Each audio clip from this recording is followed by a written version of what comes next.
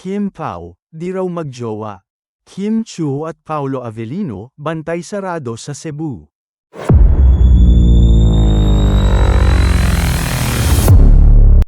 Nako, inip na ang mga fani ng Kim Pao love team kung kailan ba aamin sina Kim Chiu at Paolo Avellino tungkol sa dadang may relasyon na sila. Abangers nga ang mga Kim Pao fani. Ang iba ay hindi na talaga makapaghintay. Pero chika ng isang source namin, sa group chat daw ng ilang mga celebrity ay sina Kim at Paolo ang topic. May nagsabi nga raw na talagang hindi magjowa ang Kim Pao, ha? Sobrang close lang daw ang dalawa at may isa raw kina Kim at Paolo ang hindi makapag-commit sa relasyon. HMPH. Hindi kaya pati ang mga celebrity na nasa group chat na yun ay hindi na makapaghintay na umamin ang dalawa sa kanilang relasyon kaya may ganoong chika sila.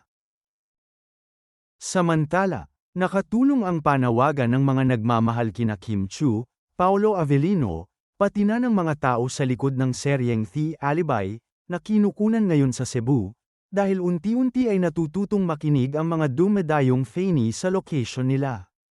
Kasi nga, nang malaman ng lahat kung nasaan ang Kim Pao, biglang-bigla ay dumami talaga ang mga dumadayo, nagbabantay, nanunood sa taping nila, at nakakaloka lang na kahit ang mga eksena na hindi pa dapat makita ng publiko ay nakikita na agad, na kumaumano ng mga nagmamasid. Nagamit ang magagandang kamera.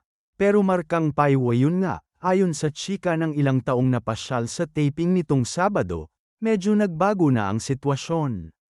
Dumaan kami sa location and in fairness obedient na ang mga fans. Tahimik na ang mga tao, pero matraffic pa rin dahil maraming ang tao. At least, medyo hindi na pasaway ang mga fans. May mga dagdag na rin na traffic enforcers. At bantay sarado naman sina Kim, Paolo.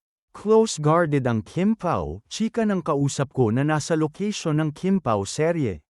Siya nga pala, unlimited ang saya ngayong linggo, June 29, dahil bib-ida si Kim, kasama sina Lovie Poe, Maymay Entrata, Regine Velasquez sa bonggang performances sa ASAP.